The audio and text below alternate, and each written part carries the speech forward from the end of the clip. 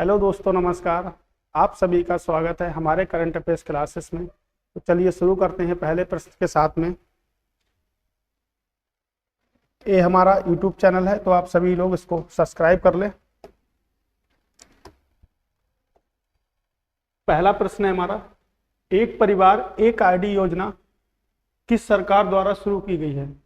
Option है आपका पहला हरियाणा, दूसरा है आपका उत्तर प्रदेश, दूसरा है आपका गुजरात, तीसरा है आपका उत्तर प्रदेश और चौथा ऑप्शन है आपका उपयुक्त में कोई नहीं।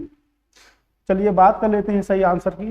तो सही आंसर होगा आपका उत्तर प्रदेश, यानी कि एक परिवार और एक आईडी जो योजना थी आपकी, वो उत्तर प्रदेश सरकार के द्वारा शुरू की गई है। बात कर लेते हैं उत्तर प्रदेश। तो उत्तर प्रदेश की जो सीएम है योगी आदित्यनाथ जी हैं। गवर्नर जो है वो आनंदीबेन पटेल हैं आपकी। तो गवर्नर आपकी आनंदीबेन पटेल हैं जो गुजरात की पहली महिला मुख्यमंत्री भी रही थी। आपको बता दें कि भारतीय संविधान अनुच्छेद 164 के अंतर्गत राज्यपाल, किसी भी राज्य का राज्यपाल मुख्यमंत्री की नियुक्ति करता है और भारतीय संविधान का अनुच्छेद 155 राज्यपाल की नियुक्ति करता है। तो राज्यपाल की नियुक्ति आपका राष्ट्रपति जी करेंगे और आपके मुख्यमंत्री की नियुक्ति उस राज्य का राज्यपाल करेंगे। तो सीएम की जो नियुक्ति होती है वो 164 अनुच्छेद में होती है और आपके जो गवर्नर की नियुक्ति होती है वो 155 अनुच्छेद में हो सकती है।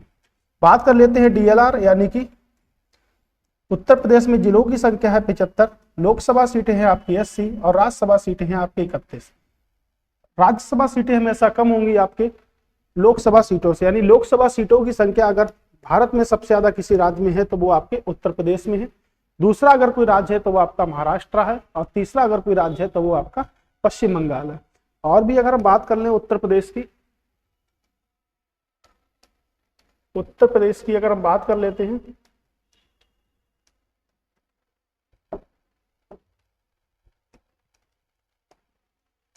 अगर हम बात करते हैं उत्तर प्रदेश की, तो आपकी चारों दिशाएं हैं, यानी कि उत्तर प्रदेश जो है आपका वो आपका यहां से नेपाल से लगता है। जैसे ये आपकी नॉर्थ साइड है, ये साउथ है, ये ईस्ट है और ये आपकी वेस्ट है, यानी कि पश्चिम है, पूरब है, उत्तर है और आपकी दक्षिण है।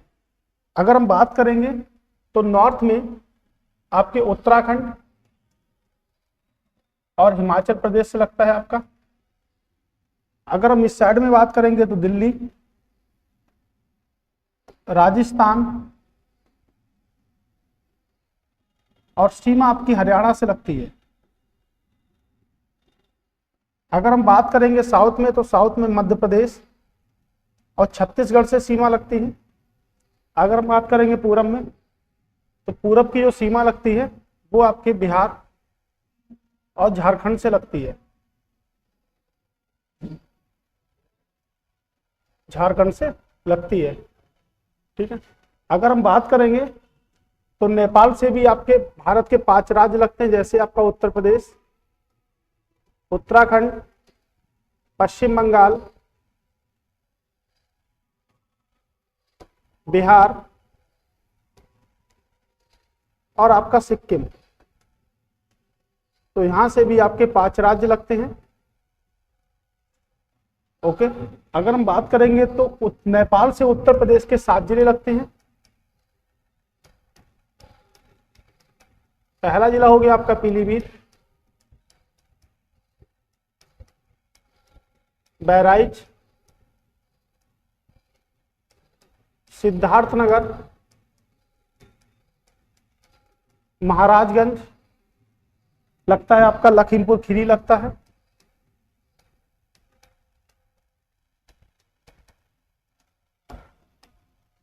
लखीमपुर खीरी आपका भी लगता है, सिद्धार्थनगर हो गया, पीलीभीत हो गया, बहराइच हो गया आपका, श्रावस्ती भी लगता है आपका और आपका महाराजगंज लगता है। कुल मिला के जो जिलों की संख्या आपकी, श्रावस्ती भी लगेगा यहां से। तो पीलीभीत, बहराइच, सिद्धार्थनगर, महाराजगंज, लखीमपुर और आपका पीलीभीत, कुल मिला के जिले लगते हैं आपके उत्तर प्रदेश से। तो उत्तर प्रदेश से सीमा बना रहे हैं जिले आपके। नेपाल से सीमा बनाने 5 राज्यों से लगती है, यानी कि 5 स्टेट से लगती है। मध्य प्रदेश और छत्तीसगढ़ से आपकी जो सीमा लगती है वो दक्षिण दिशा से लगती है। डीएलआर नंबर को आपको मैं बता चुका हूं। विधानसभा सीटों की अगर बात करेंगे तो 403 विधानसभा सीटें हैं, और विधान परिषद सीटों की बात करेंगे तो आपकी उत्तर प्रदेश में 100 विधान परिषद की सीटें हैं। आपको बता दें कि विधान परिषद उत्तर प्रदेश के विधान परिषद की सीटें जो उत्तर प्रदेश में 6 हैं, तो विधान परिषद जो है भारत के 28 राज्यों में मात्र आपके 6 राज्यों में है। ठीक है, अगर हम बात कर लेते हैं बहराइच, सिद्धार्थनगर, महाराजगंज, लखीमपुर खीरी। ओके, चलते हैं नेक्स्ट प्रश्न की तरफ। अगला प्रश्न है हमारा कि 2023 में G20 के संस्कृति कार्य समूह की पहली बैठक किस स्थान पर आयोजित की गई? खजुराहो, भुवनेश्वर, हम्पी, मथुरा। और आपके तो आंसर जो आपका होगा, यानी कि पहला ऑप्शन है आपका खजुराहो, दूसरा है आपका भुवनेश्वर, तीसरा है आपका हम्पी और चौथा ऑप्शन है आपका मथुरा। अगर हम सही आंसर की बात करेंगे, इसमें रह गया है तो इसमें जो आपकी सीमा लगेगी वो बलरामपुर से भी लगेगी। तो उत्तर प्रदेश के नेपाल से 7 जिलों की सीमा लगती है। पीलीभीत हो गया, बहराइच हो गया, सिद्धार्थनगर, महाराजगंज, लखीमपुर, श्रावस्ती और आपका बलरामपुर। इतने जिलों से सीमा लगती है उत्तर प्रदेश की। 2023 में G20 के सांस्कृतिक कार्य समूह की पहली बैठक किस स्थान पर आयोजित की गई? ऑप्शन है आपका खजुराहो, भुवनेश्वर, हम्पी और मथुरा। अगर हम सही आंसर की बात करेंगे तो आपका खजुराहो हमारा सही आंसर होगा। ठीक है, बात कर लेते हैं खजुराहो की। खजुराहो आपके मध्य प्रदेश में स्थित है। तो मध्य प्रदेश यानी खजुराहो जो है वो चंदेल शासकों के द्वारा, ये चंदेल शासकों की राजधानी थी और यहाँ पे मंदिरों का निर्माण कराया गया था। तो यह मंदिर आपके हिंदू व जैन धर्म से संबंधित है, हिंदू व जैन धर्म से संबंधित है और वास्तुकला के लिए प्रसिद्ध है। यानी कि इन मंदिरों में सबसे बड़ा मंदिर जो है वो कनारिया महादेव का मंदिर है। तो खजुराहो को यूनेस्को की विश्व विरासत सूची में 1986 में शामिल किया गया था। अगर हम बात कर लेते हैं कि हम्पी को कब शामिल किया गया, तो हम्पी को भी यूनेस्को की विश्व विरासत सूची में आपको 1986 में ही शामिल किया गया था। कुल मिला के हम देख लेते हैं कि मध्य प्रदेश के कितने स्थल हैं जो आपके शामिल हैं यूनेस्को की सूची में। तो बात कर लेते हैं यूनेस्को की सूची में। तो यूनेस्को की सूची में आपके मध्य प्रदेश के 3 स्थल हैं, जैसे आपका खजुराहो हो गया, सांची का स्तूप हो गया,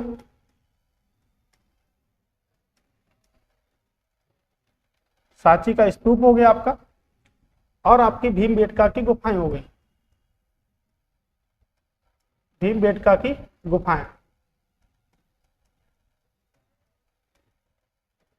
तो ये 3 स्थल जो हैं वो आपकी यूनेस्को विश्व विरासत सूची में शामिल है। यानी कि खजुराहो को शामिल किया गया 1986 में, सांची के स्तूप को शामिल किया गया 1989 में और भीमबेटका की गुफाओं को शामिल किया गया 2003 में।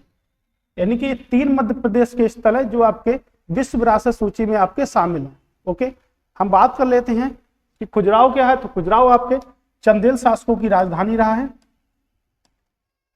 और उसमें जो सबसे बड़े मंदिर हैं उसे हम कहते हैं कनारिया महादेव का मंदिर। यानी कि जैन व आपके हिंदू धर्म से संबंध रखते हैं। सांची के स्तूप की बात कर लेते हैं तो यह आपके अशोक से संबंध रखता है।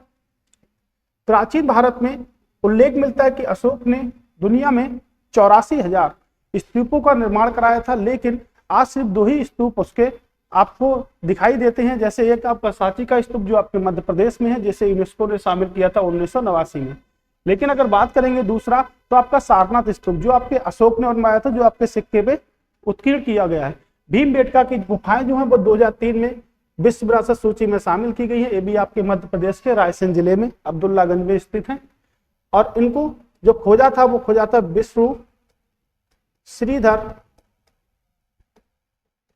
बाकड़कर ने इनको यहाँ पे खोजा था। एक कई हजार वर्ष पुरानी है। तो भीमबेटका की गुफाएं भी आपकी 2003 में यूनेस्को में शामिल की गई थी। ठीक है। अगले प्रश्न की अगर बात करते हैं, अगर यहां से आते हैं कि हम्पी किस नदी के किनारे है, तो हम्पी आपको बता दें तुंगभद्रा नदी के किनारे है और विजयनगर साम्राज्य की राजधानी रहा है हम्पी आपके, विजयनगर साम्राज्य की राजधानी रहा है। तो विजयनगर साम्राज्य में एक प्रमुख राजा हुआ था जिनके नाम था कृष्णदेव राय। कृष्णदेव राय जो थे वो विजयनगर साम्राज्य के प्रमुख राजा थे और विजयनगर साम्राज्य की जो स्थापना करी थी वो हरिहर व बुक्का दो सगे भाइयों ने 1336 में की थी। और विजयनगर यानी कि तुंगभद्रा नदी यानी कि विजयनगर की कैपिटल है आपकी हम्पी और हम्पी आपके तुंगभद्रा नदी के किनारे है। तुंगभद्रा कृष्णा नदी की सहायक नदी है, यानी कृष्णा नदी की सबसे बड़ी सहायक नदी अगर हम बात करेंगे तो वो आपकी तुंगभद्रा होगी। ठीक है। अगर हम बात कर लेते हैं भुवनेश्वर, तो भुवनेश्वर आपके उड़ीसा की राजधानी है। अब मथुरा आपके उत्तर प्रदेश में है, तो उत्तर प्रदेश में अगर सबसे कम कहीं वर्षा होती है तो वो आपकी मथुरा में होती है। अगला प्रश्न है हमारा कि 12वें हिंदी सम्मेलन के संदर्भ में सही कथन बताइए। पहला है कि इस वर्ष यह सम्मेलन फिजी में आयोजित किया गया, यानी कहाँ आयोजित किया गया, फिजी में आयोजित किया गया। इसका उद्देश्य आर्टिफिशियल इंटेलिजेंस के लिए पारिवारिक ज्ञान है। ऑप्शन है केवल एक सही है, केवल दो सही है, केवल तीन सही है, यानी कि ए और बी दोनों सही है, ना तो ए ना तो बी। बात कर लेते हैं इसके सही आंसर की। तो इसके लिए आपका टाइम है 20 सेकंड का।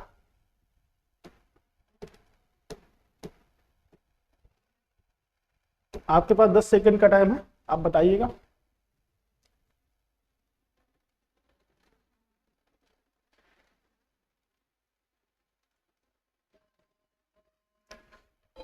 टाइम आपका आप हुआ। बात कर लेते हैं कि इस वर्ष जो सम्मेलन था वो फिजी में आयोजित हुआ था और ये सम्मेलन जो आपका था ये 12वां एडिशन था, यानी कि 12वां एडिशन था। तो 12वां एडिशन जो था वो आपका फिजी में आयोजित हुआ था। अगर हम बात कर लेते हैं तो फिजी की जो कैपिटल है वो आपकी सुबा और मुद्रा है आपकी डॉलर, मुद्रा आपकी डॉलर है। तो पहला जो आपका है वो सही है। दूसरे की बात करते हैं कि इसका उद्देश्य आर्टिफिशियल इंटेलिजेंस यानी कि एआई के लिए पारिवारिक ज्ञान है, यानी कि बी भी आपका सही है। तो इसका जो सही आंसर होगा वो होगा आपका ए और बी दोनों, यानी कि दोनों सही हैं। आपको बता दें कि 2011 में मॉरिशस में आपका 11वां एडिशन 2018 में आपका मॉरिशस में हुआ था। अगर हम बात करेंगे वर्ल्ड हिंदी डे यानी कि विश्व हिंदी दिवस हम 10 जनवरी को बनाते हैं और आपका नेशनल हिंदी डे की हिंदी दिवस हम 14 सितंबर को सेलिब्रेट करते हैं, यानी कि विश्व हिंदी दिवस हम 10 जन को बनाते हैं और राष्ट्रीय हिंदी दिवस हम 14 सितंबर को आयोजित करते हैं। तो विश्व हिंदी दिवस आपका 1975 में पहला बनाया गया, नागपुर महाराष्ट्र में बनाया गया। भारतीय संविधान में कहा गया है कि आर्टिकल यानी कि अनुच्छेद 343 में यह कहा गया है कि संघ की राजभाषा हिंदी व लिपि देवनागरी होगी। देवनागरी लिपि हमारी हिंदी लिखने की कला को यानी कि हम कहते हैं तो उसको लिपि कहते हैं। जैसे दो लिपियां होती हैं आपकी, देवनागरी लिपि और आपकी खरोष्टी लिपि। ये अशोक के समय में प्रचलित थी आपकी। तो खरोष्टी लिपि का जो प्रचलन था वो अशोक के समय में था, देवनागरी लिपि भी अशोक के समय में प्रचलित थी। और भारतीय संविधान का अनुच्छेद 343 हमको बताता है कि संघ की राजभाषा हिंदी व लिपि क्या होगी, देवनागरी होगी। अगर राष्ट्रभाषा को सबसे पहले महात्मा गांधी ने 1917 में हिंदी के रूप में मान्यता देने के लिए स्वीकार किया, तो पहला आपका जो विश्व हिंदी दिवस जो आपका बनाया गया वो 1975 में नागपुर में आयोजित किया गया आपका। तो 300 आर्टिकल नंबर इतना। और हमारे किस भाग में हिंदी की अवधारणा को व्यक्त किया, तो भाग नंबर 17 में हिंदी की अवधारणा को व्यक्त किया गया है। ओके, अगले प्रश्न की तरफ चलते हैं। अगला प्रश्न है हमारा कि राष्ट्रीय चावल का दूसरा सम्मेलन कहां आयोजित किया गया। पहला ऑप्शन है आपका उड़ीसा, दूसरा ऑप्शन है आपका चेन्नई, तीसरा है आपका गुजरात और चौथा है आपका तेलंगाना। आपके लिए इसके लिए 10 सेकंड 15 सेकंड का टाइम है, आप बताइएगा क्या इसका आंसर होगा।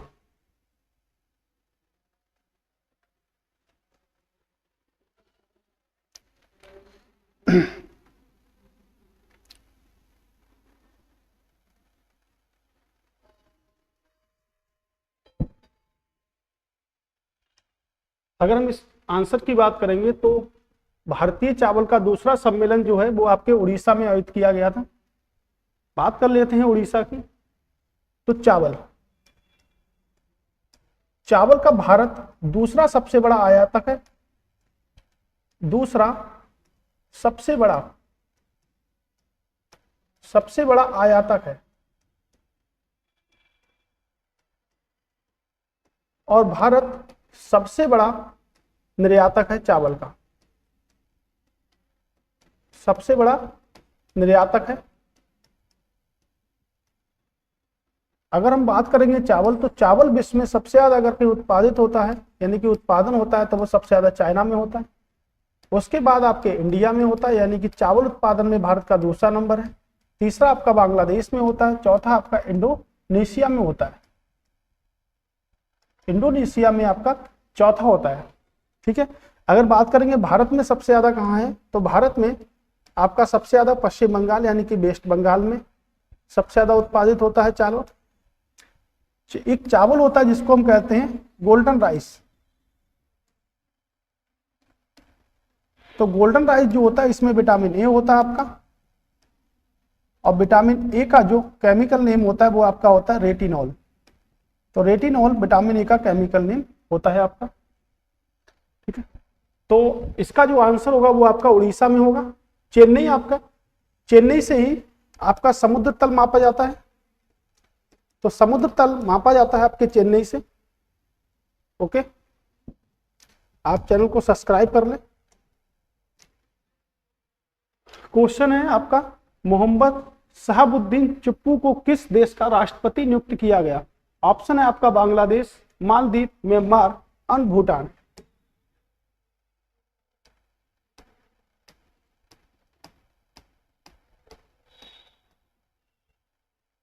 इसके लिए आपका 30 सेकंड का समय है।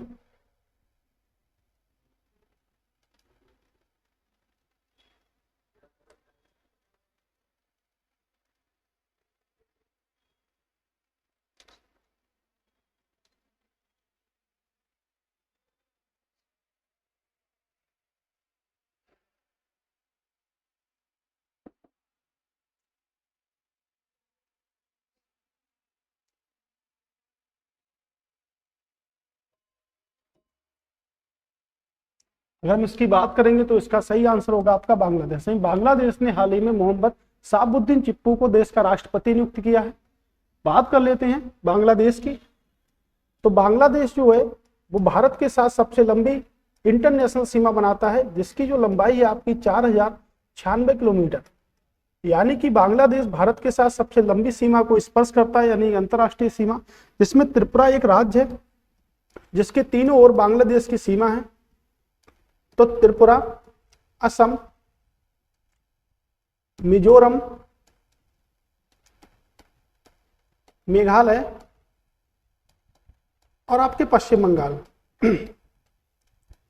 पश्चिम बंगाल, यानी कि 5 भारतीय राज्य हैं जिनसे बांग्लादेश की सीमा लगती है, यानी कि त्रिपुरा हो गया आपका, मिजोरम हो गया, मेघालय हो गया, पश्चिम बंगाल हो गया और आपका असम हो गया। ये 5 राज्य हैं जिनसे आपकी सीमा लगती है बांग्लादेश की। तो बांग्लादेश की सीमा की जो लंबाई है वो 4096 किलोमीटर है, यानी कि सबसे लंबी सीमा जो स्पर्श कर रहा है वो बांग्लादेश से स्पर्श कर रहा है भारत। ओके, अगर हम बात कर लेते हैं म्यांमार की, पहले हम थोड़ी सी बात और बांग्लादेश की कर लेते हैं। तो बांग्लादेश ने अपनी स्वतंत्रता की घोषणा की थी 26 मार्च 1971 को, लेकिन इसको जो स्वतंत्रता मिली थी वो मिली थी 16 दिसंबर 1971 को। तो 16 दिसंबर 1971 को पूरी तरह से बांग्लादेश क्या हो गया आपका, स्वतंत्र हो गया। बांग्लादेश पूरी तरह से क्या हो गया आपका, स्वतंत्र हो गया। अगर हम बात करेंगे म्यांमार की, तो म्यांमार की सीमा भी आपके 4 राज्यों से लगती है, जैसे आपका हो गया आंध्र प्रदेश, नागालैंड और आपका हो गया मणिपुर और मिजोरम। यानी कि बात करेंगे म्यांमार की सीमा, तो म्यांमार की सीमा आपकी आंध्र प्रदेश, मिजोरम, मणिपुर और अगर हम बात करेंगे तो नागालैंड, यानी कि 4 राज्यों से आपकी सीमा लग रही है म्यांमार की। तो म्यांमार की सीमा भारत के 4 राज्यों से लगती है, यानी कि आंध्र प्रदेश हो गया, मिजोरम हो गया आपका, मणिपुर हो गया आपका, और आपका हो गया नागालैंड। तो इतने राज्यों से सीमा आपकी लग रही है। अगर हम बात करते हैं भूटान की, तो भूटान की सीमा लग रही है आपके आंध्र प्रदेश, पश्चिम बंगाल, असम और आपके सिक्किम से सीमा लग रही है। तो आप भूटान की भी सीमा को लिख सकते हैं, यानी कि भूटान की सीमा जो आंध्र प्रदेश, पश्चिम बंगाल, मणिपुर और नागालैंड से असम, वेस्ट बंगाल, असम और सिक्किम, यानी कि इतने राज्यों से आपकी भूटान की सीमा भी लग रही है। कंचनजंगा चोटी जो है आपकी, वो भारत की सबसे ऊंची चोटी है, वो आपके सिक्किम और नेपाल से समझौता करती है, यानी कि नेपाल की सीमा को स्पर्श करती है। भारत में सिक्किम राज्य के अंतर्गत आती है कंचनजंगा चोटी, जो विश्व की नहीं, भारत की सबसे ऊंची चोटी। अगर विश्व की सबसे ऊंची चोटी की बात करेंगे तो वो आपकी माउंट एवरेस्ट है। अगला प्रश्न है हमारा कि भारत आसियान डिजिटल कार्य योजना 2023 में किस क्षेत्र में क्षमता निर्माण का ज्ञान साझा करना शामिल है। बात करते हैं संचार प्रौद्योगिकी, आर्थिक क्षेत्र या वाणिज्य में या कंप्यूटर के क्षेत्र में।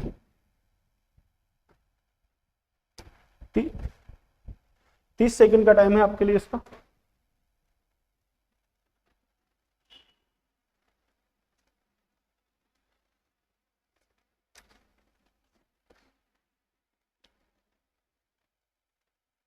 आप बताइएगा इसका पढ़ के आंसर को।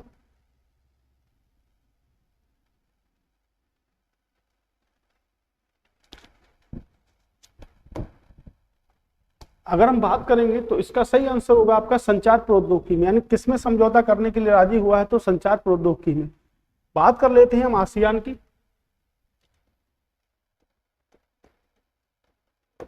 आसियान, तो आसियान की जो फुल फॉर्म होती है आपकी, आसियान की जो आपकी फुल फॉर्म होती है वो आपकी होती है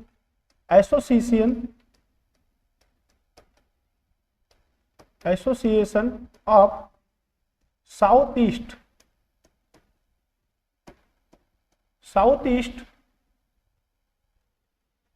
association of south east nation, association of south east Asian nation, इसकी फुल फॉर्म होती है। इसकी जो स्थापना हुई है वो हुई है 8 अगस्त 1967 में। इसका जो आपका मुख्यालय है वो आपका जकार्ता में है। जकार्ता यानी कि इंडोनेशिया में इसका मुख्यालय है। और इसके जो सदस्य देशों की संख्या है वो आपके 10 है, यानी कि 10 इसके सदस्य देश हैं। तो कुल मिलाकर इसकी स्थापना के समय भी सदस्य रहे होंगे तो इंडोनेशिया, मलेशिया, फिलीपींस। आपका जैसे स्थापना के समय जैसे इंडोनेशिया,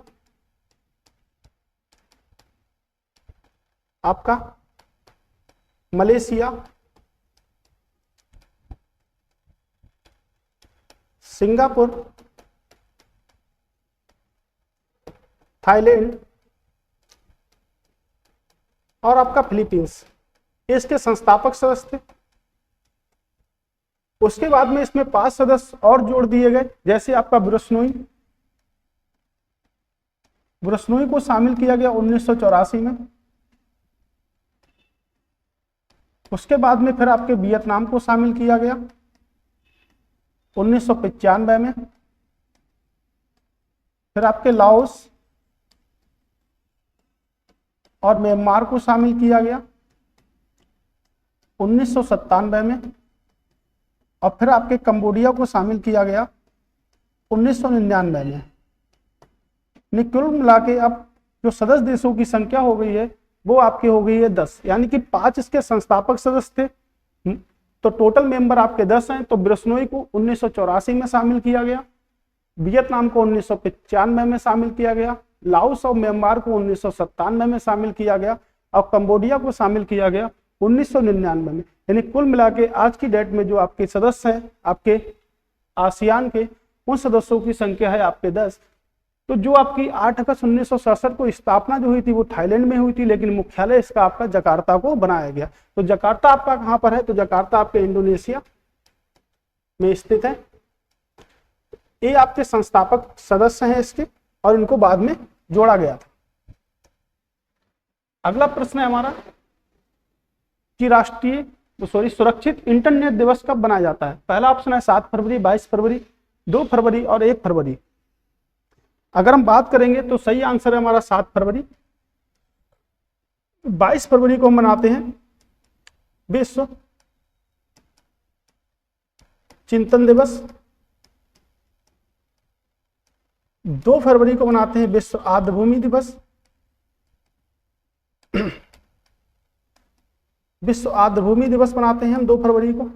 यानी कि 7 फरवरी को हम सुरक्षित इंटरनेट दिवस मनाते हैं, 22 फरवरी को हम चिंतन दिवस मनाते हैं, और आपका जो 2 फरवरी है उसको विश्व आर्द्रभूमि दिवस मनाते हैं, और 1 फरवरी को मनाते हैं भारतीय तटरक्षक दिवस। अगर और भी फरवरी के दिवसों की बात कर लें तो 13 फरवरी को बनाते हैं हम रेडियो दिवस,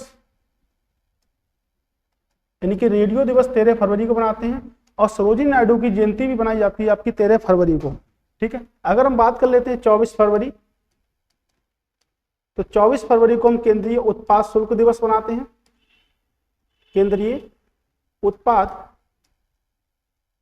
शुल्क दिवस बनाते हैं। अगर हम बात कर लेते हैं 20 फरवरी की, तो 20 फरवरी को हम मनाते हैं सामाजिक न्याय दिवस, सामाजिक न्याय दिवस का आयोजन करते हैं हम। अगर हम 21 फरवरी की बात करते हैं तो अंतर्राष्ट्रीय मातृभाषा दिवस मनाते हैं 21 फरवरी को, अंतर्राष्ट्रीय मातृभाषा दिवस मनाते हैं। अगर हम बात करते हैं 10 फरवरी की, तो विश्व दाल दिवस मनाते हैं 10 फरवरी को, और दालों से हमको मिलती है प्रोटीन, तो 27 फरवरी को हम मनाते हैं प्रोटीन दिवस।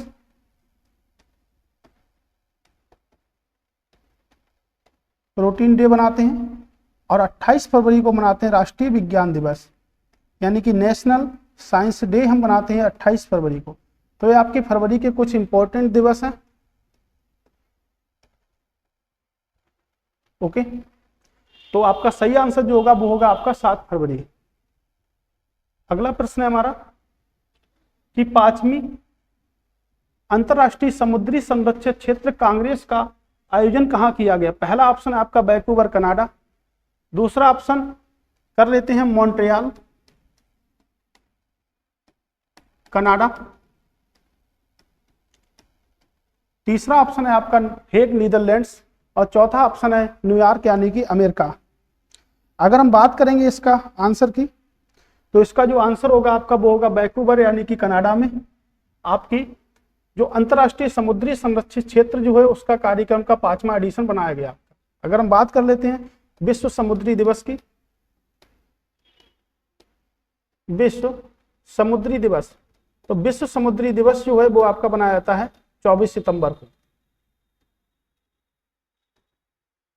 अगर हम बात कर लेते हैं कि कनाडा में किसका हेड ऑफिस है, तो कनाडा में जो हेड ऑफिस है आपका यानी कि मुख्यालय है तो है अंतर्राष्ट्रीय नागरिक उड्डयन संगठन का जो मुख्यालय है वो आपके मॉन्ट्रियल कनाडा में, यानी कि इंटरनेशनल सिविल एविएशन ऑर्गेनाइजेशन का मुख्यालय जो है वो आपके क्या है कनाडा में है। अगर हेग की बात कर लेते हैं तो अंतर्राष्ट्रीय न्यायालय का मुख्यालय आपके हेग में है। हेग के शांति पैलेस में इसका मुख्यालय बनाया गया है, जिसमें कुल सदस्यों की संख्या आपके 15 होती है। कार्यकाल जिनका होता है 9 वर्ष का होता है, और वर्तमान समय में इसके जो मुख्य न्यायाधीश हैं वो हैं आपके दलवीर सिंह भंडारी। और पहले अगर भारतीय न्यायाधीश की बात करेंगे तो डॉक्टर नागेंद्र सिंह इसके पहले भारतीय न्यायाधीश बने थे। इसमें दो भाषाओं का प्रयोग किया था, एक आपकी अंग्रेजी और दूसरी आपकी फ्रांसीसी। अगर बात करेंगे न्यूयॉर्क में किसका हेड ऑफिस है तो आपके यूएनओ यानी कि यूनाइटेड नेशन ऑर्गेनाइजेशन का मुख्यालय जो है वो आपके न्यूयॉर्क में है। प्रश्न है आपका, कौन 12 शहरों में क्यूआर कोड आधारित सिक्का वेडिंग मशीन की एक पायलट परियोजना शुरू करेगा? ऑप्शन है आपका रिजर्व बैंक ऑफ इंडिया, वित्त मंत्रालय, तीसरा अंतर्राष्ट्रीय मुद्रा कोष और चौथा ऑप्शन है आपका उपयुक्त में कोई नहीं। अगर हम सही आंसर को देखेंगे तो क्यूआर कोड पूछ रहा है। अगर हम क्यूआर कोड की बात करेंगे तो क्यूआर की जो फुल फॉर्म होती है वो आपकी होती है क्विक रिस्पॉन्स। क्विक रिस्पॉन्स यानी कि अगर हिंदी में बात करेंगे तो हम उसको बोलते हैं त्वरित प्रतिक्रिया। ऐसे ही हम यूपीआई करते हैं तो यूपीआई की जो फुल फॉर्म होती है आपकी यूनिफाइड पेमेंट इंटरफेस। ये आपकी यूपीआई की फुल फॉर्म होती है, यानी कि यूनिफाइड पेमेंट इंटरफेस क्यूआर की फुल फॉर्म होती है क्विक रिस्पॉन्स। आंसर है इसका कि सिक्का वेडिंग मशीन की एक पायलट परियोजना शुरू करेगा, तो इसका सही आंसर होगा आपका रिजर्व बैंक ऑफ इंडिया। बात कर लेते हैं रिजर्व बैंक ऑफ इंडिया की, यानी कि इसको हम बोलते हैं शॉर्टकट में आरबीआई। तो आरबीआई सभी बैंकों का केंद्रीय बैंक है, यानी कि सेंट्रल बैंक ऑफ इंडिया कहते हैं, सभी बैंकों का केंद्रीय बैंक है, जिसकी जो स्थापना करी गई थी वो करी गई थी 1 अप्रैल 1935 को। तो इसकी स्थापना 1 अप्रैल 1935 को करी गई थी, जिसमें सबसे बड़ा योगदान आपके डॉक्टर BR अम्बेडकर साहब का था, जिसका प्रारंभ जो मुख्यालय बनाया गया था वो आपका कोलकाता में बनाया गया था। लेकिन 1937 में मुख्यालय को स्थानांतरित कर दिया गया और वर्तमान समय में इसका जो मुख्यालय है वो आपके बंबई में है। तो 2 वर्ष में आपका कोलकाता रहा, उसके बाद में मुख्यालय को स्थानांतरित कर दिया गया और अब वर्तमान समय में इसका जो मुख्यालय है वो आपके बंबई में स्थित है। तो अगर हम इसकी बात करेंगे तो इसका राष्ट्रीयकरण किया गया था 1 जनवरी 1949 को, आरबीआई का राष्ट्रीयकरण किया गया था। और अगर पूछा था किसकी सिफारिश पर आरबीआई का गठन किया गया था, तो आपका आंसर होगा हिल्टन यंग आयोग की सिफारिश पर आरबीआई का गठन किया गया। तो गठन करने में प्रमुख योगदान डॉक्टर BR अम्बेडकर का है। तो वर्तमान समय में इसका जो मुख्यालय है वो आपका है बंबई में। इसका नेशनलाइजेशन यानी कि राष्ट्रीयकरण किया गया आपका 1 जनवरी 1949 को राष्ट्रीयकरण कर दिया गया। अगर बात करेंगे कोलकाता की स्थापना किसने करी, तो कोलकाता की स्थापना करी है आपके जॉब चारनाक ने। और अगर बात करेंगे कि बंबई की स्थापना किसने करी है, तो बंबई की स्थापना करी है आपकी गेरोल्ड अंगियार ने। तो सभी बैंकों का केंद्रीय बैंक है आपका आरबीआई। तो हिल्टन यंग आयोग समिति की सिफारिश पर इसका गठन किया गया था, जिसमें प्रमुख योगदान आपके डॉक्टर BR अम्बेडकर का था, जिन्हें संविधान का जनक भी कहा जाता है। डॉक्टर BR अम्बेडकर का योगदान था प्रमुख। अगला प्रश्न है हमारा कि भूकंप प्रभावित तुर्की व सीरिया में भारत सरकार ने सहायता के लिए कौन सा ऑपरेशन चलाया है? Operation Ganga, operation search light, operation दोस्त या ऑपरेशन अलर्ट। ठीक है, अगर हम बात करेंगे ऑपरेशन गंगा तो यूक्रेन से भारतीयों की वापसी के लिए चलाया गया। भारतीयों की वापसी के लिए चलाया गया था। अगर हम बात करेंगे ऑपरेशन सर्च लाइट तो पाकिस्तान की सेना से संबंधित है आपका, पाकिस्तान की सेना से संबंधित है।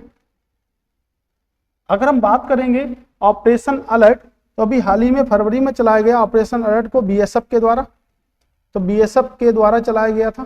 तो हमारा सही आंसर होगा ऑपरेशन दोस्त, यानी कि ऑपरेशन दोस्त जो है वो आपके तुर्की व सीरिया में जो भी भूकंप आए थे तो उनको देखने के लिए ऑपरेशन चलाया गया था आपको। ठीक है, अगर हम बात करते हैं तुर्की की तो तुर्की की जो कैपिटल है वो आपकी है अंकारा। अब मुद्रा की अगर हम बात करेंगे तो मुद्रा है आपकी लीरा। अगर सीरिया की बात करेंगे तो सीरिया की कैपिटल है जो वो है आपकी दमिश्क। अब मुद्रा है आपकी पाउंड। तो इसका जो सही आंसर होगा वो होगा ऑपरेशन दोस्त, यानी कि ऑपरेशन दोस्त जो है वो आपका भूकंप प्रभावित क्षेत्र जो भी आपकी तुर्की व सीरिया में जो भी भारत सरकार ने ऑपरेशन चलाया था भारतीयों के लिए, उसका ऑपरेशन का नाम था ऑपरेशन दोस्त। ओके, तो ये जो बीएसएफ के द्वारा चलाया गया था ऑपरेशन अलर्ट, ये राजस्थान की सीमा पर अभी हाल ही में फरवरी में आपका आयोजित किया गया है।